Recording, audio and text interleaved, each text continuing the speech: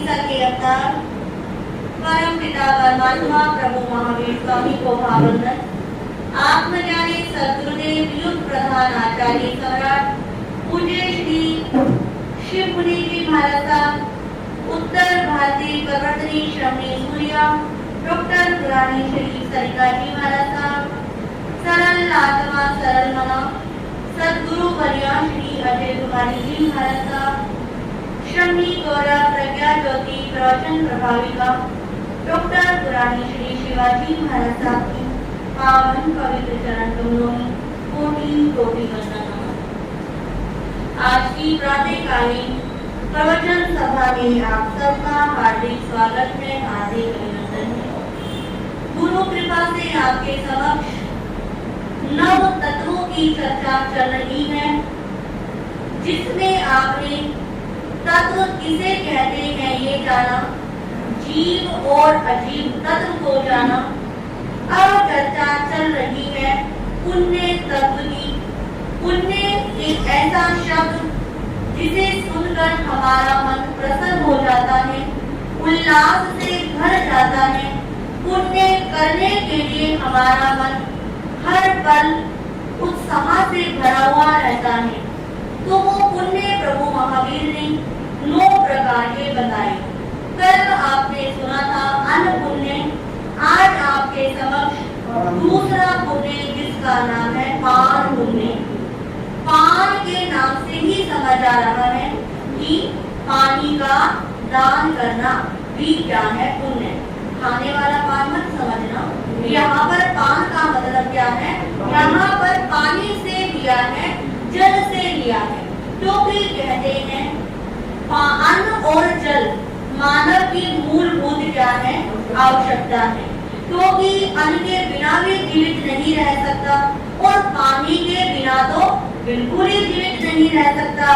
क्योंकि कहते हैं जल है तो जीवन है, जल है तो सुनहरा कल है, जल है तो आनंद मंगल है। जल के बिना ये धरती आग बबूला है। आप देखिए आज मानव हर चीज का आविष्कार कर रहा है। अन्न कौन होता है? इंसान होता है। वस्त्रों का निर्माण कौन करता है? इंसान करता है। शास्त्रों को कौन बनाता है? इंसान बनाता है। शस्त्र कौन बनाता है? इंसान बनाता है। परंतु पानी कौन बनाता है? पानी भगवान ने, कुदरत ने अपने हाथों में रखा है। पानी का निर्माण आज तक किसी मनुष्य ने नहीं किया है। अन्न को तो बोया जाता है, परंतु पानी को क्या मिलता है? खुदाई करने पर मिल जाएगा। पानी के तो झरने बहते हैं, क्या अन्न के झरने बहते हैं? पानी की तो नदियां होती हैं, सागर होते हैं, क्या अन्न के नदियां और सागर होते हैं? नहीं होते हैं। क्यों? क्योंकि पानी हमारी जीवन के लिए बहुत ज्यादा परम आवश्यक है। सिर्फ हमारे जैन धर्म में ही नहीं, हर धर्म के अंदर जल ही जीवन को स्वीकार किया गया है। ऋग्वेद में कहते हैं कि जल औषधि है, जल रोग नाशक है। जल के अंदर इतनी पावर है कि वो मनुष्य के सारे रोगों को दूर कर सकता है। आयुर्वेद कहता है कि यदि व्यक्ति सुबह खाली पेट 1 लीटर पानी पी लेता है तो उसके शरीर से सारी बीमारियां निकल जाती हैं। गीता के अंदर कहा गया है कि 6 प्रकार के रस होते हैं, उसके अंदर सर्वोत्कृष्ट सर्वश्रेष्ठ रस जो है वो जल का है। आप देखिए अन्न की तो क्या हो सकती है? वैरायटी हो सकती है। आज के समय में अन्न क्या चल रही है? पहले के समय में रोटी सब्जी खाते थे और प्रभु का गुण गाते थे, और आज के समय में इतनी वैरायटियां पहले गेहूं की एक क्या चलती थी? रोटी। सर्दी के अंदर कभी मक्के की रोटी हो गई या बाजरे की रोटी हो गई। आज के समय में तो रोटियों की भी क्या हो गई है? कितनी वैरायटियां हो गई हैं, परंतु पानी की वैरायटी क्या है? फिर भी नहीं है। जब हमें प्यास लगती है, चाहे कितना भी जूस आपके सामने आ जाए, नारियल पानी आ जाए, शिकंजी आ जाए, सोडा आ जाए, परंतु प्यास किससे बुझती है?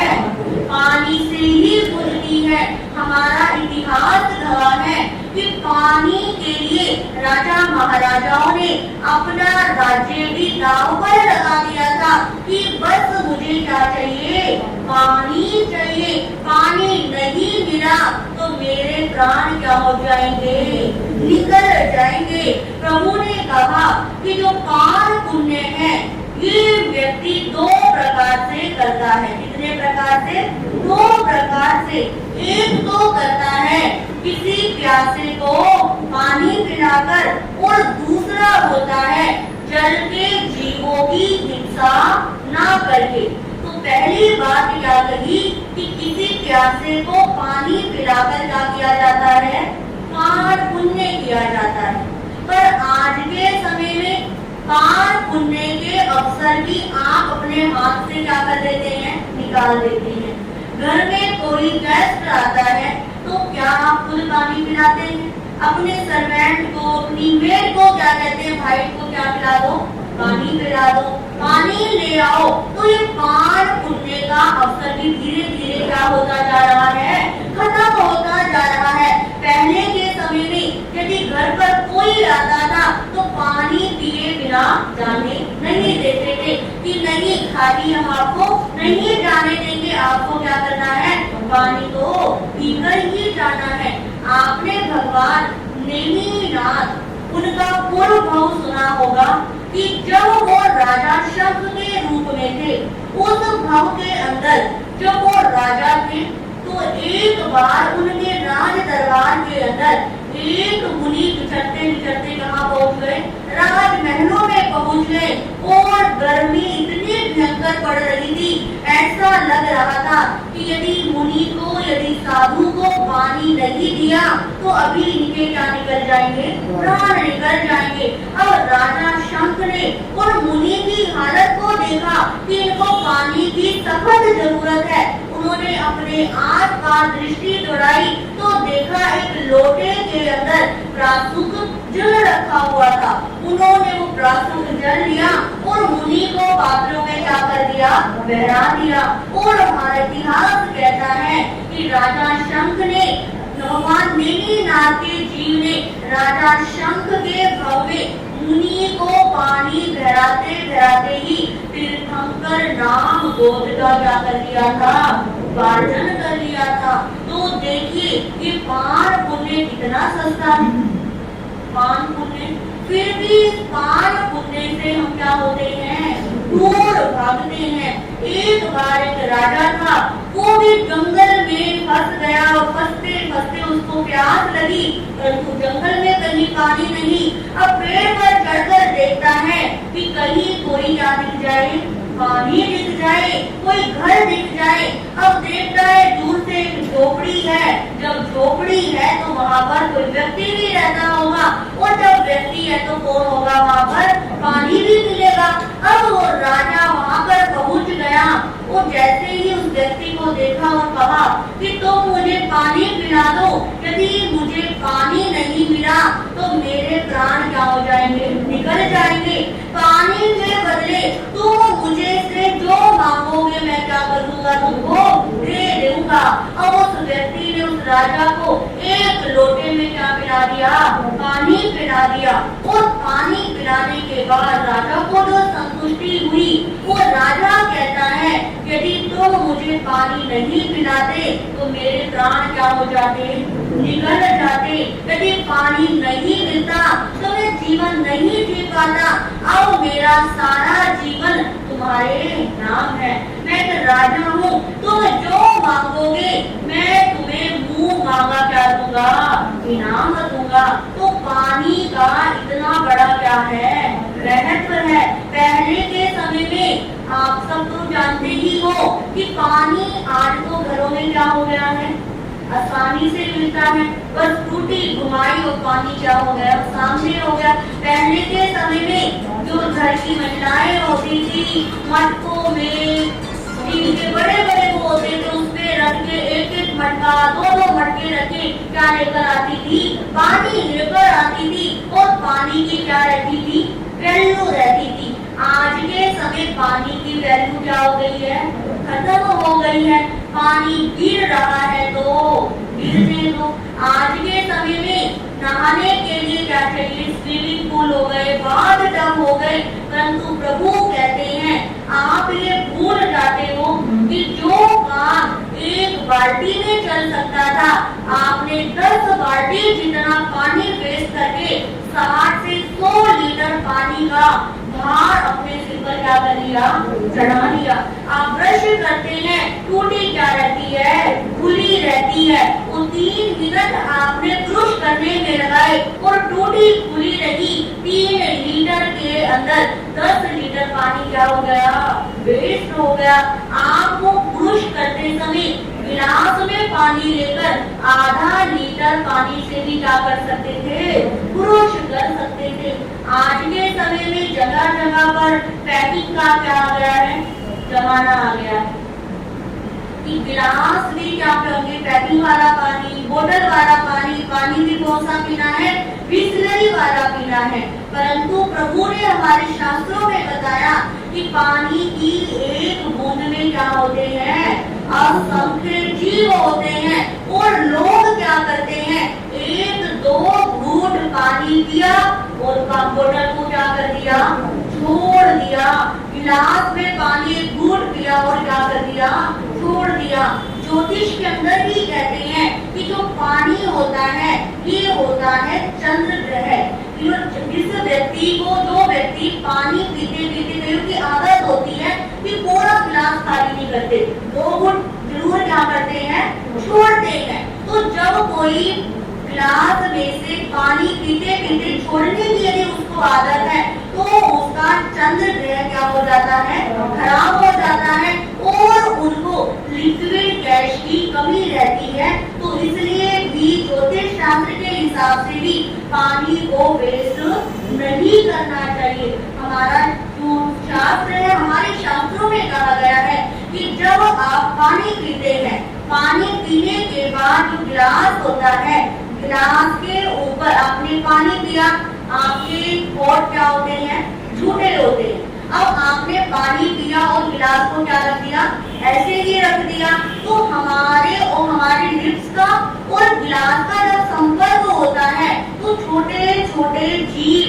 जो गिलास की ऊपरी सतह होती है वहां पर क्या हो जाते हैं, जम जाते हैं। तो जब भी पानी पियो तो गिलास को धोकर और पोंछ कर रखो कि मेरे पानी पीने से इस गिलास के अंदर अब असंख्य जीव क्या हो गए हैं, पैदा हो जाएंगे। वो असंख्य जीवों को पैदा नहीं होने देना। तो पानी का इतना बड़ा क्या होता है, मेहनत तो होता है। आप देखिए जब पानी ज्यादा होता है तो क्या हो जाती है, बाढ़ आती, वृष्टि हो जाती है। और जब पानी कम होता है तो क्या होती है, अनावृष्टि और सूखा पड़ जाता है। और पानी जिस प्रकार हमारे बाहर के वातावरण में क्या होता है, जरूरी होता है, उसी प्रकार हमारे शरीर के अंदर भी पानी क्या होता है, बहुत जरूरी होता है। हमारे शरीर के अंदर 70% क्या होता है, पानी होता है। जब पानी कम हो जाता है, यदि बॉडी में 5% भी पानी कम हो जाता है तो हाथ पैर कांपने लग जाते हैं। यदि 7% पानी कम हो जाता है तो हमें धुंधला दिखने लग जाता है। और बॉडी में से 10% पानी भी कम हो जाता है तो व्यक्ति की मृत्यु भी क्या हो सकती है, पानी कम होने से हो सकती है। और जब पानी ज्यादा शरीर में हो जाता है तो वो भी क्या करता है, नुकसान देता है। जैसे आज के समय में सुनते हैं कि पेट में क्या भर गया, पानी भर गया, लीवर में पानी भर गया, घुटनों में पानी भर गया और उसको इंजेक्शन से क्या करते हैं, फिर निकलवाते हैं। तो प्रभु ने कहा कि बाह्य जगत के अंदर भी और हमारे शरीर के अंदर भी पानी की अतिवृष्टि भी खराब है और अनावृष्टि भी खराब है। तो हमें पूरा ध्यान रखना चाहिए कि हम पान का पुण्य कैसे करें। पानी के अंदर, पानी क्या होता है, तरल होता है। पानी का स्वभाव क्या होता है, सरल होता है। पानी अपनी जगह अपने आप क्या कर लेता है, ढूंढ लेता है। और जो ठोस चीज होती है उसको जगह ढूंढनी पड़ती है। तो कहते हैं इन 5 पुण्य करने से, किसी को पानी पिलाने से हमारे भीतर सरलता आती है। हमारा जो अहंकार होता है वो धीरे धीरे क्या हो जाता है, कम हो जाता है। अब देखना, जो व्यक्ति अहंकारी होगा वो कभी किसी को पानी नहीं पिलाएगा। वो बच्चा पैदा ही क्या करना, आप पिला दो ना पानी, ये तो पास से ही तो आया है कि क्या करेगा, अपने आप पानी पी लेगा। तो प्रभु ने कहा कि पानी का जो संबंध होता है ये हमारे मन से होता है। तो कि कहते हैं जैसा पिए पानी वैसी बोले पानी, कि हम जैसी पानी पीते हैं वैसे ही हम क्या बोलते हैं, पानी बोलते हैं। पानी के अंदर इतनी ताकत होती है कि जब आप एक मंत्र को पानी में पढ़कर देते हैं तो वो मंत्र भी क्या हो जाता है, अभिमंत्रित हो जाता है। पानी से ही भगवान जो मंदिर में होते हैं उनका क्या किया जाता है, अभिषेक किया जाता है। जो लोग कावड़ लेकर जाते हैं वो भी तो क्या चढ़ाते हैं, जल ही तो चढ़ाते हैं। और जब व्यक्ति की मृत्यु होती है तो अंतिम समय भी क्या पिलाया जाता है, गंगा जल ही तो पिलाया जाता है। तो गंगा जल का इतना ज्यादा क्या होता है, महत्व होता है। और फिर भी हम इस जल को क्या करते रहते हैं, वेस्ट करते रहते हैं। पहले के समय में घरों के बाहर पक्षियों के लिए पानी पीने के गोल गोल से होद टाइप क्या होते थे, बने हुए होते थे कि कोई गाय आ रही है, कोई कुत्ता आ रहा है या कोई पक्षी आ रहा है, प्रतिदिन उसमें क्या डालते थे, पानी डालते थे कि वो आए उसकी क्या बुझ जाए, प्यास बुझ जाए। आज के समय में ये व्यवस्था पूरी तरह क्या हो गई है, खत्म हो गई है। लोग इस बात को भूल ही गए हैं कि जैसे हमें प्यास लगती है वैसे इन मूक पशुओं को भी क्या लगती है, प्यास लगती है। लोग बड़े बड़े प्याऊ को क्या कर देते हैं, लगवा देते हैं। किसी का कुछ बर्थडे हो, किसी की पुण्यतिथि हो, चलो उनकी याद में क्या लगा देते हैं, प्याऊ लगा देते हैं। परंतु प्याऊ लगाने के बाद, मशीन लगाने के बाद क्या उसको देखते हैं कि उसके अंदर कितने जीवों की क्या हो रही है, उत्पत्ति हो रही है। क्या उस मशीन की सफाई हुई भी है या नहीं हुई है? क्या एक बार मशीन देने से आपने पान पुण्य कर लिया? नहीं, वो पान पुण्य आपने किया, थोड़े समय ही आपको लाभ मिलेगा। परंतु जब उसके अंदर जीवों की उत्पत्ति होनी शुरू हो गई, वही आपका कर्म बंधन क्या हो गया, शुरू हो गया। तो प्रभु ने कहा कि यदि आप कोई प्याऊ लगाते हो तो उसका पूरी जिंदगी भर ध्यान रखो, या किसी की ड्यूटी लगाओ कि इस प्याऊ को क्या रखना है, साफ रखना है। यदि वो प्याऊ गंदा रहा, उसमें काई रही, कोई जीव जंतु ऐसे रहे तो सारा दोष किसके ऊपर आएगा, आपके ऊपर आएगा। हम चिंतन, इसके साथ प्रभु ने कहा कि चिंतन करो कि एक दिन में आप कितना पानी वेस्ट करते हो। सुबह से लेकर शाम तक हमारे निमित्त कितना पानी क्या जाता है, वेस्ट जाता है। लोग गाड़ियां धुलवाते हैं, गाड़ी धुलवाने में भी कितना पानी कहा जाता है। जो गाड़ी धोते हैं वो पाइप लगाए, धड़ाधड़ आधा घंटे क्या चलता रहता है, पानी चलता रहता है। वो गाड़ी धुलवाने का काम एक बाल्टी में भी क्या हो सकता था, परंतु विवेक ना होने के कारण जिसकी वो गाड़ी है, जिसने गाड़ी धोने के लिए कहा, उसके सिर पर सारे क्या आ गया, असंख्य जीवों का घात का क्या आ गया, पाप आ गया। तो प्रभु ने कहा कि पानी को आप आसान मत समझो, पानी की कीमत घी से भी ज्यादा है। किससे ज्यादा है, घी से भी ज्यादा है। एक बात कहते हैं, एक सेठ की दो बहुएं थी, उनमें से एक बार एक बहू से एक पानी का मटका क्या हो गया, जमीन पे गिर गया। वो जब पानी का मटका जमीन पे गिरा तो सेठ ने अपनी बहू को बहुत गालियां दिए, वो ताने सुनाए कि देखकर नहीं चल सकती थी, क्या आंखों से दिखता नहीं है, तूने एक मटका पानी क्या कर दिया, वेस्ट कर दिया। अब वो बहू को भी क्या लगा, थोड़ा सा अजीब लगा कि एक मटका ही तो पानी गिरा है, इसमें इतना सुनाने की क्या जरूरत थी। अब वो कहते हैं थोड़े दिनों के बाद उस सेठ की दूसरी बहू से एक बहुत बड़े भगोने के अंदर देसी घी था और वो देसी घी क्या हो गया, गिर गया। अब सेठ को पता लगा क्या गिर गया, देसी घी गिर गया। फटाफट बाहर आया और अपने बहू को बोलता है, बेटी गरम गरम घी था, तेरा हाथ तो नहीं जला, तुझे कहीं चोट तो नहीं आई। अब वो जो दूसरी बहू थी वो अंदर बैठी क्या कर रही है, सुन रही है कि मुझसे पानी गिरा और मुझे क्या किया गया, इतना कुछ सुनाया गया और इससे तो क्या गिरा है, घी गिरा है। पानी की तो क्या नहीं है, कोई भी कीमत नहीं है। घी की तो क्या होती है, इतनी कीमत होती, इतना महंगा घी और इसने गिरा दिया। सेठ जी क्या सोच रहे हैं ससुर जी कि बेटी तेरे को कोई चोट तो नहीं लगी, तेरा हाथ तो नहीं जला। अब कहते उसको ये बात क्या हो गई, फिर हो गई कि मेरे ससुर जी दोनों बहुओं से क्या करते हैं, पक्षपात करते हैं कि मुझसे तो पानी गिरा, इतना कुछ सुना दिया और इससे घी भी गिरा, फिर भी इसे प्यार से बोल रहे हैं। और कहते हैं वो अंदर अंदर इतनी परेशान हो गई कि वो डिप्रेशन में क्या हो गई, चली गई।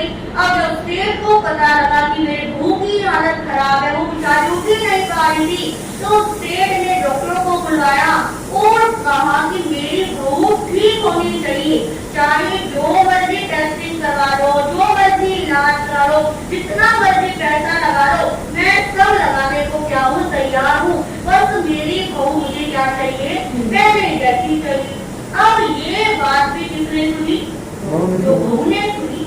अब मन में सोचती है कि बड़े अजीब है, पानी का एक मटका गिरा तो इतना क्या कर दिया, मुझे सुना दिया, ताने मार दिए, बड़ा दे दिया और अब डॉक्टर को क्या कह रहे हैं कि जितना पैसा लगे उतना लगाने को तैयार, बस मेरी बहू क्या होनी चाहिए, ठीक होनी चाहिए। अब वो बहू से रहा नहीं गया, अब अपने ससुर से कहती है, पिताजी अब आप मुझे बता दो कि जब मुझसे पानी का मटका गिरा था तो आपने इतना कुछ सुनाया था और मेरे भाभी से जब घी गिरा था तो आपने कुछ भी नहीं कहा और मैं सोचती थी कि आप तो हमसे ही प्यार करते हो, आपको तो वही प्यारी लगती है, आप मुझे क्या नहीं करते, प्यार ही नहीं करते, तभी आपने इतना कुछ सुना दिया। तो ससुर जी कहते हैं, बेटी इसमें तेरा कसूर है, मैंने तेरे को इसलिए डांटा था कि तूने एक मटका पानी का जो गिराया था, पानी की तो एक बूंद के अंदर असंख्य जीव होते हैं, यानी कि असंख्य जीवों की तुझसे क्या हुई, बात हुई, और तूने तो मटका पानी गिरा और तुझसे तो ना जाने कितने असंख्य जीवों की क्या हुई है, हिंसा हुई है, इसलिए मैंने तुझे क्या करा था, डांटा था। यदि मैं नहीं डांटा तो दोबारा से तू क्या करती, पानी को गिरती और दोबारा से जीवों की क्या पहुंचती, हिंसा होती। तेरे को जीवों की हिंसा ना लगे इसलिए मैंने तुझे क्या करा था, डांटा था। अब वो बहू भी समझ गई, वो ससुर भी समझ गए कि मेरी बहू को डॉक्टर की जरूरत नहीं है, इसको किसकी जरूरत थी, इसको समझाने की जरूरत थी कि तूने जो पानी गिराया, तेरे पानी गिराने से असंख्य जीवों की क्या हुई है, हिंसा हुई है और इस हिंसा, इतनी हिंसा हो गई कि तुझे इनका भुगतान तो करना ही करना पड़ेगा। तो प्रभु ने क्या कहा कि इस जल को ऐसे ही वेस्ट मत करो।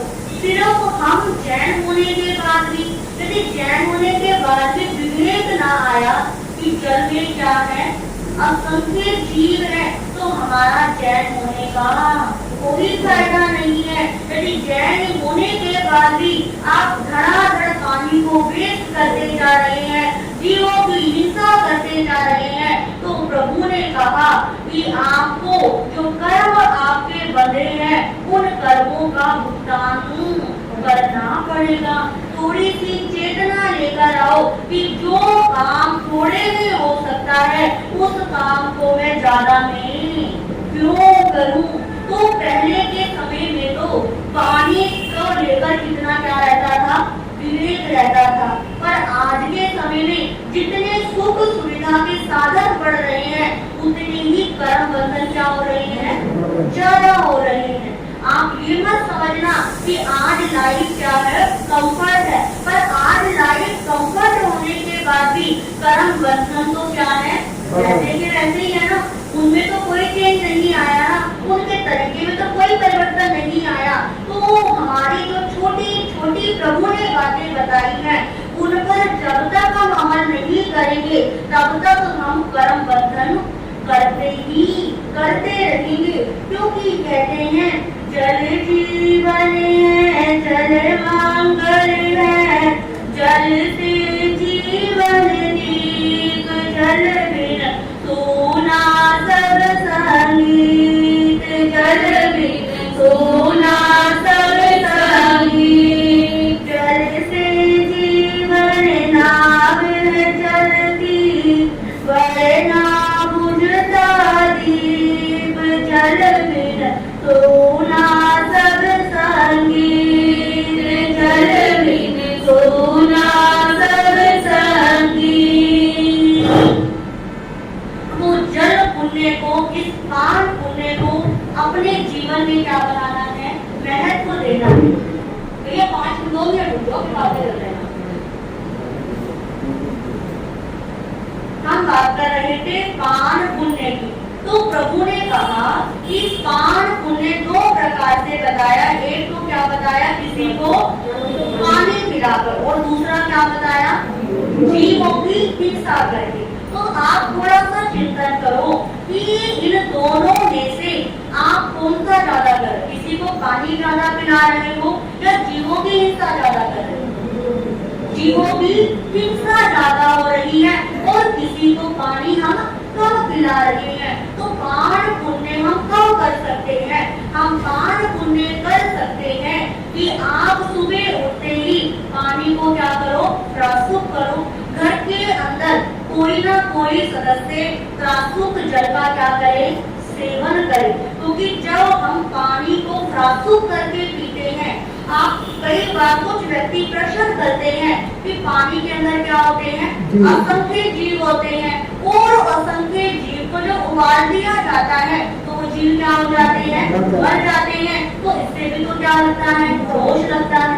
उसके लिए प्रभु कहते हैं जैसे कि एक बीज होता है, आप जैसे कि आम का बीज, आम को खाया और वापिस उसको बो दिया तो उसके अंदर क्या होती है, दोबारा उगने की क्षमता होती है। और जब पानी को उबाल देते हैं तो उन जीवों के अंदर वापिस से जीवों उत्पत्ति की संख्या क्या हो जाती है, खत्म हो जाती है। यदि आपने पानी को उबाला या प्रासुक किया, प्रासुक यानी कि धोवन पानी, वो भी हमारे शास्त्रों में बताया है कि 70 तरीके से पानी को क्या कर सकते हैं, प्रासुक कर सकते हैं। जिसमें मैक्सिमम लोग क्या करते हैं, एक लौंग डाल के क्या कर देते हैं, पानी प्रासुक हो गया।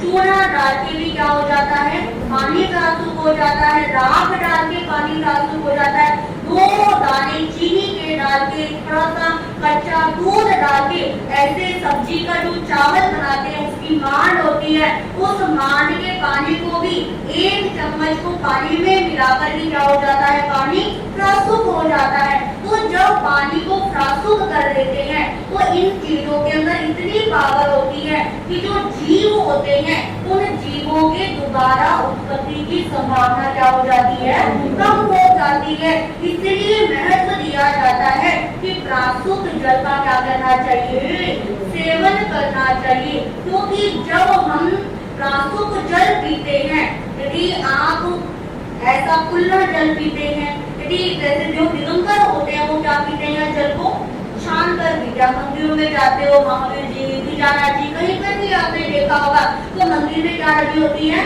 छल्ली लगी होती है। और आप देखना वो छल्ली कई बार जब पुरानी हो जाती है तो क्या हो जाती है, लाल लाल सी हो जाती है, ऑरेंज हो जाती है। वो ऑरेंज क्यों होती है, वो जीव होते हैं। तो इसलिए जो छल्ली को लगाकर पता लगेगा कि पानी में क्या है, इतने सारे जीव हो गए हैं। तो पानी को सबसे पहली बात तो जब हम पानी को छानकर यूज करेंगे तो कोई भी जीव जंतु कहाँ नहीं आएंगे, पानी में हम कोई भी यूज करेंगे तो नहीं आएंगे। और जब पानी को प्रासुक करके पिएंगे तब भी हम कर्म बंधन से क्या हो जाएंगे, बच जाएंगे। जाएंगे और ये भी चिंतन करना है कि आज से जो काम कम पानी में हो सकता है उस काम को मैं कम पानी में ही करने का प्रयास करूंगी। जैसे कि अब आपको पता है कि कहीं आपको बाहर घूमने नहीं जाना या आपका मन नहीं है, तो आप एक नियम ले सकते हो कि अब से मैं स्विमिंग पूल के अंदर स्विमिंग करने का क्या लेता हूँ, नियम लेता हूँ। जहाँ पर भी खुला पानी है उस स्थान पर मैं आऊंगा जाऊंगा नहीं। मैं बोटिंग करने का क्या लेती हूँ, नियम लेती हूँ। क्योंकि जब हम ऐसे छोटे छोटे नियम कर लेते हैं तो भी हमारा पान पुण्य क्या हो जाता है, शुरू हो जाता है। क्योंकि जब तक नियम नहीं करते तब तक हम क्या हैं, खुले हैं। सारा दोष बिना करे भी क्या लग रहा है, आपको लग रहा है। जिन्होंने श्रावक के 12 व्रतों को पढ़ा होगा, सुना होगा, समझा होगा, वहां पर कितनी सूक्ष्म दृष्टि से बताया गया है कि ये श्रावक यदि तू ये नहीं करता तो तू इतनी चीजों का क्या कर सकता है, नियम कर सकता है। वो नियम आपके जाम जीवन के लिए भी है, 1 साल के लिए, 5 साल के, 6 महीने के लिए। तो इतना ही उसमें तो कहा गया है 14 नियम के अंदर कि प्रतिदिन आप क्या करो, 14 में से कुछ ना कुछ नियम तो जरूर करो। क्योंकि जब तक हम नियम नहीं करते हैं तब तक हम पुण्य ही नहीं कर सकते। एक तरफ आप पुण्य कर रहे हो और एक तरफ पानी को वेस्ट कर रहे हो तो पुण्य करने का कोई फायदा नहीं होगा। फायदा तो तभी होगा जब पानी को भी क्या कर रहे हो, बचा रहे हो, और दूसरी तरफ पानी के सूक्ष्म सूक्ष्म असंख्य जीवों की भी क्या कर रहे हो, रक्षा कर रहे हो। तो 9 तत्वों के अंदर दूसरा तत्व दूसरा पुण्य जिसने हमें क्या दी, प्रेरणा दी, पान पुण्य कि हे व्यक्ति, हे साधक, इस पानी को साधारण मत समझ।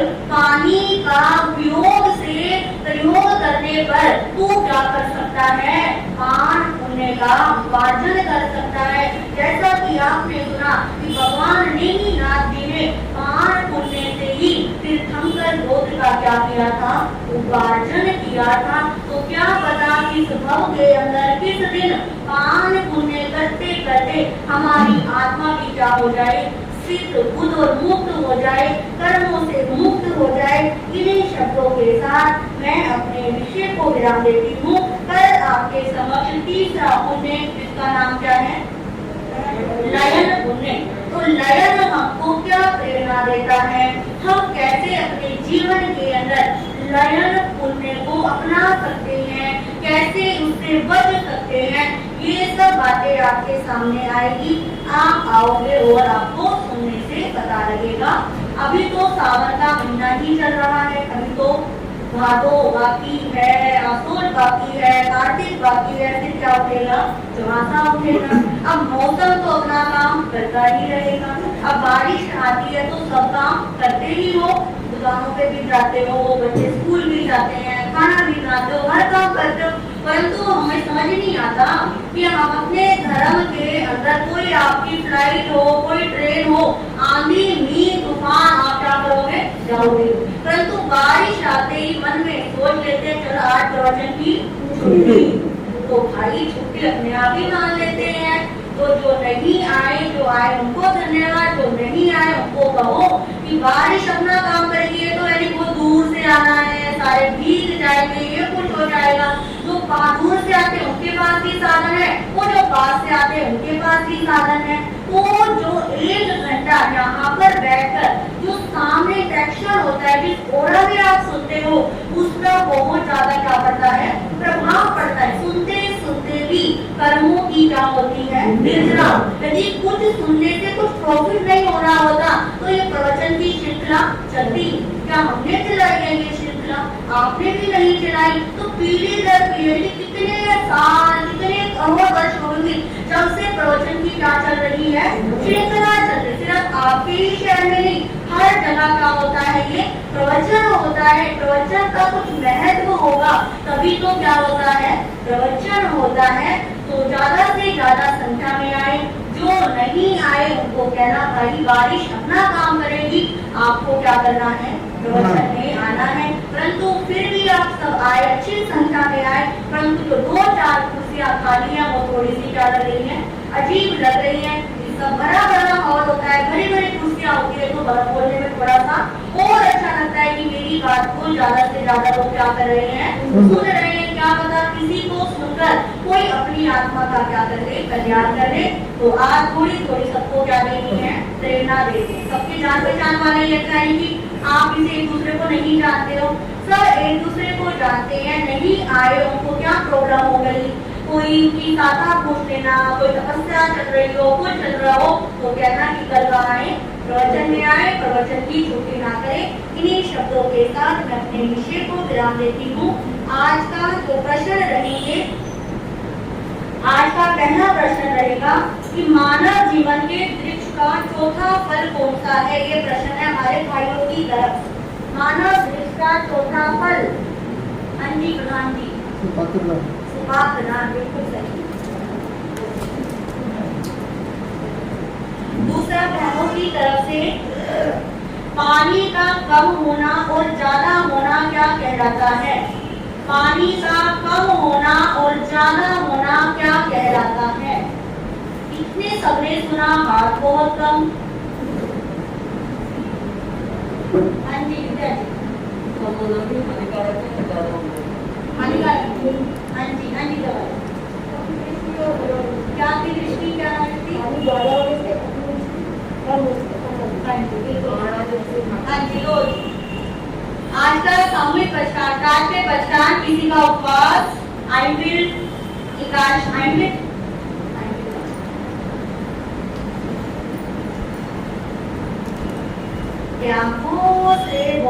काटना, जिसके अंदर श्रीमती स्मिता जी के लगातार चल रहे हैं। चतुर्मास प्रारंभ से भी और भी किसी का काटना हो,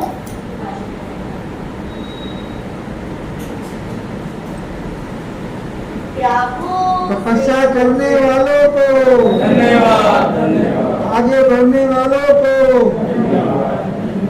आज का सामूहिक प्रस्ताव रहेगा शिमला मिर्च का त्याग और शक्कर पारे। शिमला मिर्च और शक्कर पारे का त्याग,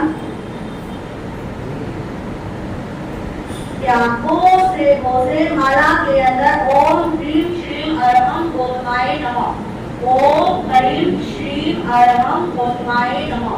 इसकी सत्य के 12 रात्रि सोने से पूर्व जरूर करेंगे। अब आगे की सूचना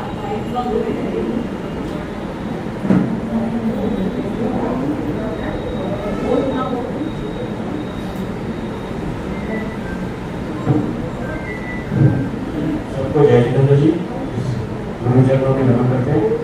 जैसे कि सबको पता है कि जाप की श्रृंखला चल रही है, इस बार का जो जाप शनिवार का है, जैसे कल महाराज जी ने पूछा था, तो उसमें नीरज भाई सविता जी ने नाम दिया है, ये उनकी तरफ से है। और जो संडे का प्रोग्राम है उसमें हमारे 4 नाम आए हैं। रोशन का जो पाठ चल रहा है, नीरज जी, सविता जी, रवि जी, कंचन जी, गौरव और रजनी जी, B42 और अपने भागीरथी अपार्टमेंट से विजय जी, ये 4 परिवारों ने लाभ लिया है। आगे की जैसे जैसे सूचना होती जाएगी, कार्यक्रम होते जाएंगे, वो आप सबको बताते जाएंगे। और एक डेंटल क्लिनिक हमारे यहाँ पे उस दिन लगेगा, जो स्थानीय के बारी लगेगा, वो प्रिया ओसवाल जी की तरफ से लगेगा। उनका मैसेज आया था, वो जैन सभा के अंडर ही करना चाहते हैं, तो उनका भी हम यहाँ पे करवाएंगे। और जिस चीज को भी करवाना है फ्री ऑफ कॉस्ट है। बाकी जो चेकअप का है वो आप जिसने देखना है वो देखना है, डेंटल फ्री ऑफ कॉस्ट है। बाकी जैसे कि मौसम का है, हिसाब किताब चल रहा है, एक सूचना और दे देता हूँ, प्रोग्राम ऐसे ही चलता रहेगा। और जो खाने की व्यवस्था है संडे की, किसी कारणवश बारिश बहुत होती है, क्योंकि गेस्ट हाउस उस दिन 3 तारीख को बुक है। मैं आज ही सुबह पता करके आया हूँ, क्योंकि इस करके कई बार लेट हो जाता हूँ। तो उसकी व्यवस्था हम जहाँ ऊपर करेंगे, जैसे नरेश जी में हम बात कर लेंगे जब बाहर करेंगे, क्योंकि गेस्ट हाउस उस दिन बुक है। प्रधान जी, गेस्ट हाउस उस दिन बुक है, क्योंकि खाने की व्यवस्था 4 परिवारों ने लाभ लिया है, तो उस चीज का भी हमें ध्यान रखना है। बाकी ग्रोसरी पानी का सब विशेष ध्यान रखें। मौसम आप सबको पता है ऐसे ही चल रहा है, तो सारी सूचनाएं हमारा ये लालचंद दे देता है। जिस चीज की बारी होती है उसको फोन भी कर दिया जाता है, लेकिन आधा घंटे पहले ही ध्यान दे लालचंद सबको लाके, क्योंकि अभी ये मौसम कि जो सूचनाएं हैं व्हाट्सएप पर हम देखते हैं संडे तक मौसम ऐसे ही रहेगा, तो आधे घंटे तक पहले आप जाके सबको बोल दें कि ख्याल रखें। बाकी आगे का मंगल पाठ मानी धन्यवाद। बोलिए भगवान महावीर स्वामी संसार के सभी महापुरुषों की जय, धर्म की जय। नमो हरिनंदनाय नमो सिद्धाय नमो ऐर्याय नमो वज्राय नमो लोहे संस्थानो ऐसो पंच नमोकारो सर्वपापरासनो मंगलानंदे सपेसिं परमं हवै मंगलम श्री चत्तारी मंगलम हरिवंता मंगलम सिद्धा मंगलम साहु मंगलम केवली पड़तो मंगलम चत्तारी लोकोत्तमा हरिवंता लोकोत्तमा सिद्धा लोकोत्तमा साहु लोकोत्तमा केवली पड़तो लोकोत्तमा चत्तारी शरणं भवजामि हंते शरणं भवजामि सिद्धे शरणं भवजामि साहु शरणं भवजामि केवली पड़तं धम्मं शरणं भवजामि के चारे शरण दुख